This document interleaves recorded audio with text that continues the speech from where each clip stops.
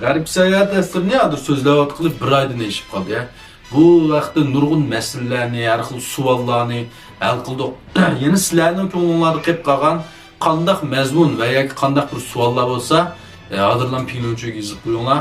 Ondan sizlar his qildinglar bu garip seyahat bir aydan oshdi, 30 necha so'zlab bo'ldik. Asosan tugabmi qoldi garip seyahat.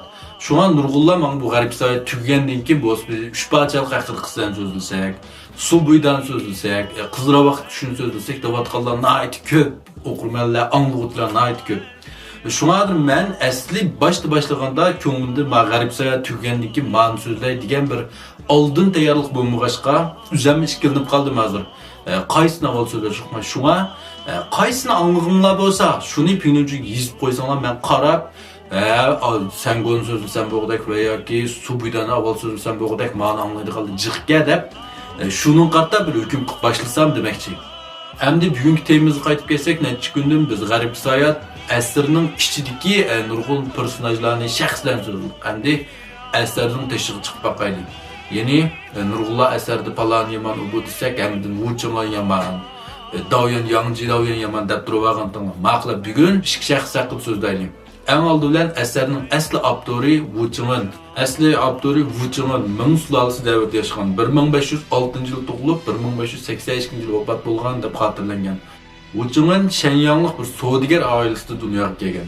U kichigidan tartibla xuddi menga o'xshash kitob o'qishga nihoyatda erisman. Bo'libmi, afson rivoyat, avliyolar qissasi degandek fantaziyalik hikoyalarni o'qishga, anglashga nihoyat amroq. Bu kichigidan tartib ilmga erishman bo'lg'achqa 18 yoshga kirgandilar bu kitob o'qish, o'zini xat yozish, xattatlik, rassomlik, shaxmat o'ynash, asar yozish, shoirlik qatorliq jihatlarda yeni qalamda to'liq kamalga ketib bo'lgan. Lekin buning yana bir o'qishchiga yerimiz bu Vuching'ning nihoyatli qalam kuchlik bilimi to'lgan odam bo'lgan bilan imtihondachilik yo'qga-chu mendaklar. İmtihanını bəsəl, yaxşı numar alanmaydı ki, qo'saq binası çıxıb olğan bilən. Yeni şu tarixi mən izləb qarsam bu Wu Cheng'in şu 18 yaşdan başlap imtihan verişini, məmurluq 50'lərdə olğan imtihan verişini başlagan.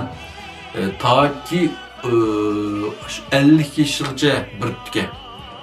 32 yıl ətrafı birib. Şu vaqtda imtihanını ötüb bu təşrifdarlıqqa ötüb bu yerde memur olup ambal oldu ki. Hem de bu aldık jarayonda yalnız imtihan bir işlemez. Yüzündeki davamlıq bilim öğünüş, hem garip seyahat işleri başlangan bu garip seyahatini herkes bir olturuşda yazıp qo'yib ketgan eser emas. Taxminen şu yazışını başlagandan tartib oxirlashgacha 30 yıldak vaqt ketgan. Qayta o'zgartish, to'liqlash, kirishtirish qatorliqlar bilan. Bu şu baştaki vaxtdaki yaş vaxtida asasen Sunuku'nun şiirlerini yazgan. Yüzünün yaşlı kızgınlık vaxtida. Hatta bu şu uda imtihanını ütanmağandan keyin yüzümü tasqagancha canını malman qıvat qılı.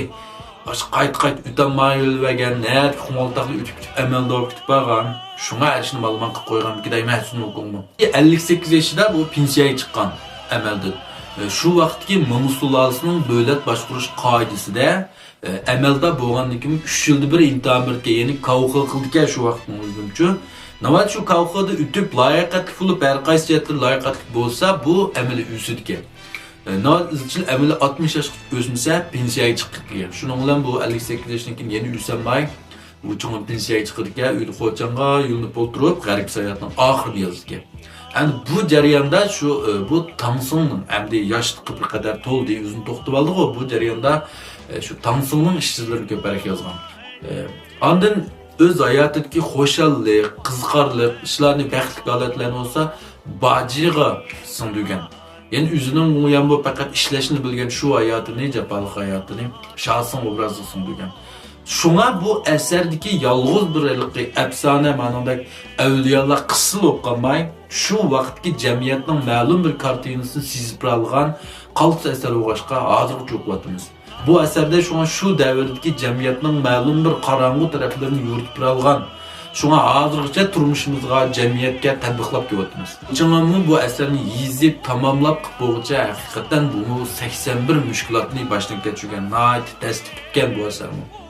Şimdi biz görgen Baliyuben Şiyoji deydigan, şu biz görgen Garip Sayat Tilviziya teatrının ki rejissor Yangji Davyan hakkında toxtalib baqaylik. Bu tarixdagi eng qaltis ayol rejissor, yeni bir tal film bilan butkul dunyo televiziya teatri televizorda qo'yishdagi bir rekord mo'jiz yaratib o'tgan bir shaxs deb qaraladi. Bu menda bo'lgan gap emas ama bu televiziya teatri hozir qo'yilib atqili 36 yildan oshdi, lekin hech kim zerikib qolgani yo'q. Qo'yilsa va to'xtamay ko'ryapmiz buni.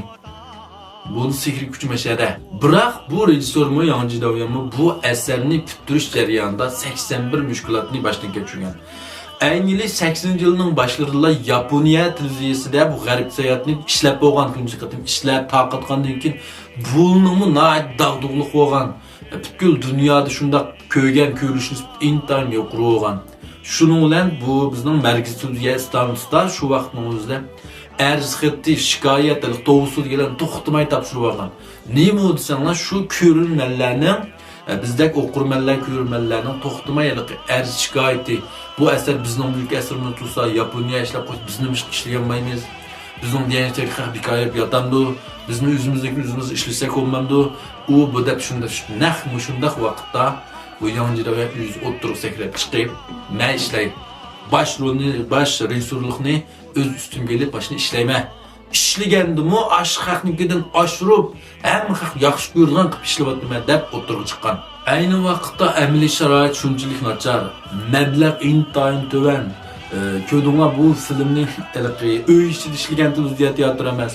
Yeli tog'da, yeli bog'da, yeli o'rmonlikda, yeli qumliqda, har yoqsi qachildi deb desab, yomg'ir yog'sa chaloq desab, shunchalik tasdiqli ishlagan ishlash jarayon filmlarni ko'rsanglar his qilsizlar.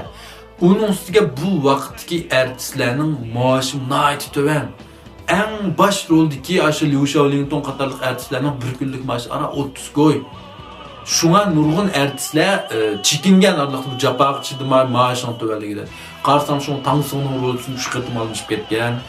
Uning keyin bu asarga personajlar masalan Jubajining Shahsongning rolchilarimi asli Baliyuben'si qarsam 8-9'un rollarını yavatqan şu əsərdəki Yeli Ayının, Yeli Maboy'nin, Yeli Taşbaqının, Yeli Əvliya Pişvasının deyəndək. Nemişqa bu yer iqtisad kəmçil, rolçular az. Biroq əsər qoyulub muvaffaqiyətə erişdi. Şundaq dağdığlıq olub getdi, kuyuruşun intayin yoxurdu. Şunun bilan həm 2000 yılı 2 bilim sürətə aldığı vaqtda bütkül işlər burulub, həm bu rolluq çıxış aqış kelgan. Yangji Davyan aqış qilib turib qo'yib, men chiqsam bo'pti-ku, meni bemaşhurlik ishlatsam, bir paçprat alvasning roli, bir kaltakab o'lib turgan rol bo'lsin, men chiqsam bo'pti deydiganlar ovush başlagan ko'plab chiqib ketgan. 80-86-yillardagi bizning kompyuter texnikasi, unum, to'shov texnikasi nayt to'van. Şu an nurg'un ko'rinishlar amaliy ilingan. Aşı uçkan görünüşlerini bildim bağlap ağamçı tatkan, aeroplan sangılatkan. Hatta şu vaxtda vuruncu yok, yukarıdan tövenlik aldığan bu görünüşlerini aldığı vaxtda operatörünü, şeyşancını aeroplanının kanıtlığı bağlap, şundan uçup durup ağan. Şu derecede kıyıncılık var bunun elişlerin yanında. Hatta kim bula məbləğini el qılanmıgan, məbləğ tüyep ketken hükümet fondundan ajırtıp bəgən. Kim bulağı şu cüzüdükiler maşatır üzenle alqınlanıp üzel qılğan günü qalğan.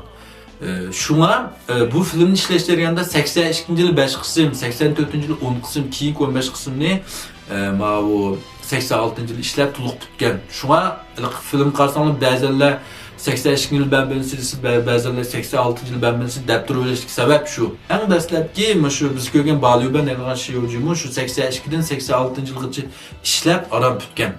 Şuna bu Yangji Davyan'ın yeşinin çoğun olup qilishi, ayol kishilik vaqtmay bu eserini, Garip Sayatni ishlash jarayonida bularni 81 mushkulotni boshdan kechirgan. Endi men bu sizlarga mana shu eserni yeyishib, tushuntirib qilish jarayonida men 81 mushkulotni boshdan kechiryapman. Kunda mana shunday bir tal eserni chiqarish uchun yerim kun 4 soatdan 5 soatlik su vaqtim ketadi. Aldidan bir cümbersini yazmaya bunu. Onun kaydı üzem qarab o'tirib payşo qilaman. Onun kaydı bunu kirishtirib muzikalar, ko'rinishlarimizni tamomlab bo'lgandan keyin davchi qilib uni keyin yo'llayman. Kechga yana 3-4 soat jub o'qiyapman. Bir kunda 8 soat vaqtim ketib qoldi. Shunga mashqaga ajrim uchun behaqsiz yuraklanib, buni ko'proq funksiyon qilib qo'yinglar. Rahmat.